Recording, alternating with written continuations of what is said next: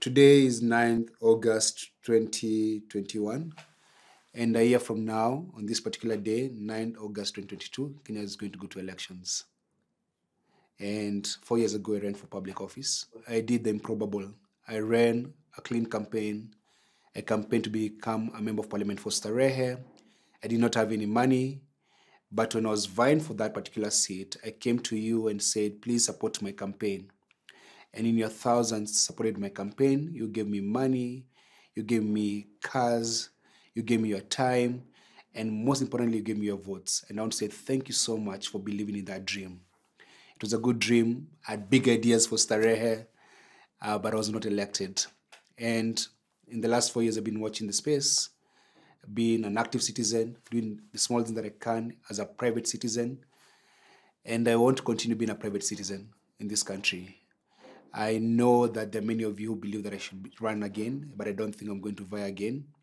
Not actually, I don't think I will not be vying again next year's elections. It's very sad that in this country, that qualification for public office is not ideas, is not vision, is not passion, is not love. For you to become elected in this country, you need money. It can be very dirty money. You need a criminal record. So if you rape, you murder, you loot, and you have a bad reputation, you qualify for public office. If you're willing to compromise your values and go and appease a tribal kingpin or affiliate or associate with a big tribal kingpin, then you can become electable. And I don't think that I'm ready to compromise my values to get elected. The people who are running for president, I don't believe in any of them. The big parties, I don't believe in any of them. And so I don't want to be in that mess of trying to beg people for votes while knowing very well when it comes to go to the ballot, they'll be voting for their tribe, they'll be voting for someone who bribed them, or they'll be voting for God knows what. If you look at the electorate, the more money you have, the more bad reputation you have, the more crooked you are, the more likely to get elected. The qualification for this country to get into public office is not ideas, is not vision, is not passion, is not love for the people.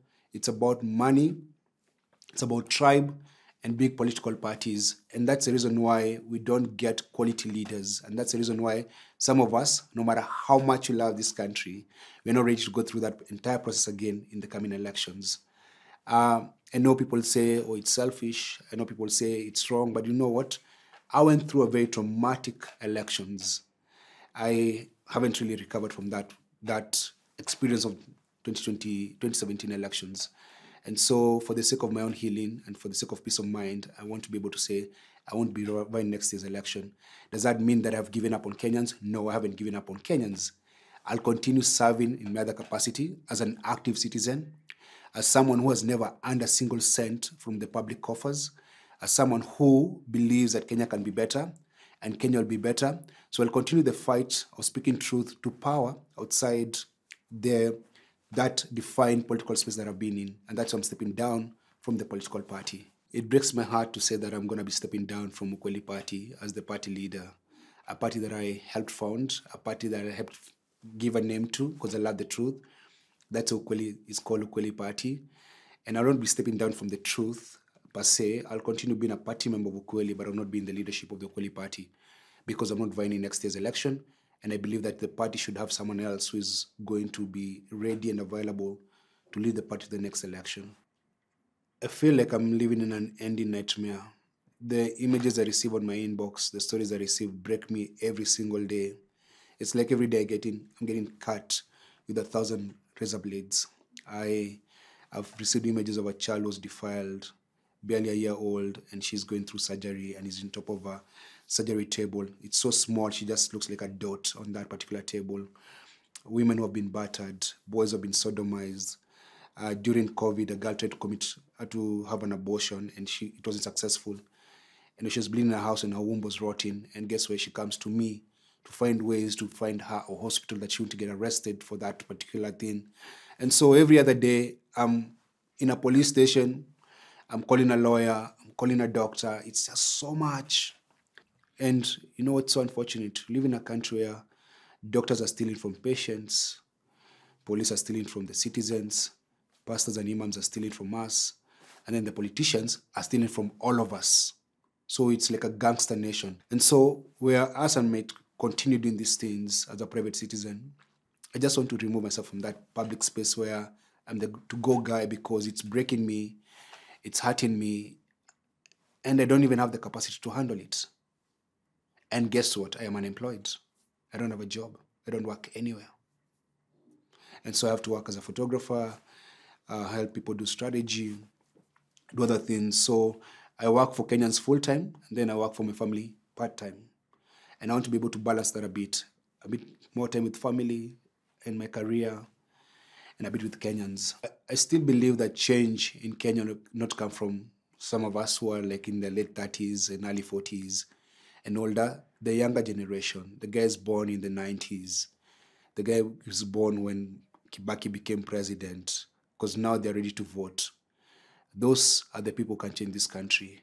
But you know what's unfortunate? Because they're very courageous and they demand answers, that's why they're getting killed. If you look at the median age of police murders is between 18 and 22. The guys police are killing every single day. Because those young people are not actually thieves. They just know how to ask for what they believe belongs to them. They're able to say, my right. They're able to say justice, equity, equality. They're able to say those things, and that's why they're being targeted. And if we can put our hope in those young kids and inspire them that they can change this country, that their vote matters, then they lead the revolution that you want. And I think a ballot revolution is possible, but you must demand that. I've learned, and in a very hard way, that change is not a sprint. I was sprinting to the finishing line to change this country, and I've realized it's a marathon. And in a marathon, you tire and you have to start walking slowly so that you can save your energy. And what I'm doing right now is that I'm just slowing down a bit so that I don't lose my mind, because I'm almost losing my mind. I walk around every day angry with the state of this nation, angry that our kids don't have good schools in their neighborhoods, angry that there are no playgrounds in our communities, angry that being poor is a crime, angry that all of us are suffering, but you're all silent. I'm just angry. I feel like I'm angry on behalf of the entire country. And so I want to be less angry. I want to just chill a bit and just say, you know what? Breathe in. It's going to be all right, but take your time, because if I continue this anger and just processing everything that I get every day, I'll die sooner than I want to. Even courage takes a rest. So I'm going to just take a rest. But I'll be part of this country. I'm not leaving this country. I will keep on tweeting when I can, sharing your stories when I can. I'll keep on speaking truth to power. But I want to just slow it down. Just want to slow it down. And I hope that the struggle will continue. And I hope that the time that I've been this very vocal frontline person, that I've inspired people to do the same. And I think one of the things that Kenyans must learn to do, protect those that love you. Love those that love you. Be there for them, because they pay a heavy price in their mental wellness, in their physical bodies, in their marriages, in their friendships. I lost friends because I was never there for them. I've missed weddings, funerals, important events, just fighting for this country. I'm not complaining, but I just want to prioritize better so that I will have someone to bury me when I'm old. I need to have at least 6 friends to carry my casket, and I've not been there for my friends. So I look forward to singing, dancing. I don't even know how to dance. That's good times. But at the same time, the struggle for liberty in this country continues. I still believe that a more equal Kenya, a more just Kenya, a more human Kenya is possible. So let the struggle continue and keep on speaking courage fluently. Courage forever. Don't be a coward. Cowards die many times. I'll still be courageous. It's just courage taking a rest.